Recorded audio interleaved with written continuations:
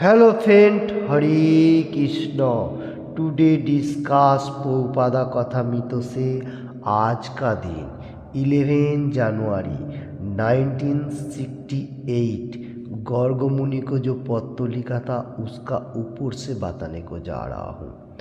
আমাদেরকে ছোটোখাটো ব্যাপারগুলো ভুলে যেতে এবং ক্ষমা করতে শিখতে হবে, কারণ যখনই কোনো স্থানে দুজন থাকে সেখানে সর্বদাই কোনো ভুল বোঝাবুঝি হবে।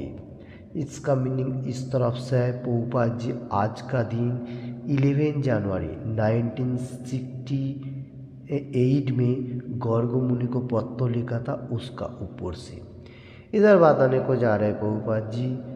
कोई जगह पे दो मनुष्य व दो भाई एक साथ में रहेगा तो थोड़ा भूल अंडरस्टैंडिंग हम लोग ले सकते हो, तो कर्म जीवन में भी हो सकता है और आध्यात्मिक मार्ग में भी हो सकता है।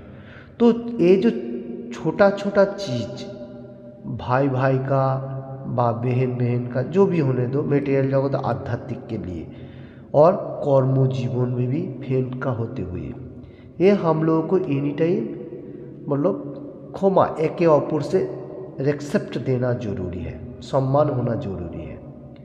किसी का भी भूल त्रुटि हो सकता है, तो इसमें कोई हम लोग को ईसा परायण जो हिंसा नहीं होना चाहिए। तो यही बात आज का दिन में प्रभुपाद जी बहुत अच्छा तरफ से कोटेशन दे रहे हैं गर्ग मुनि को पत्रों का ऊपर से।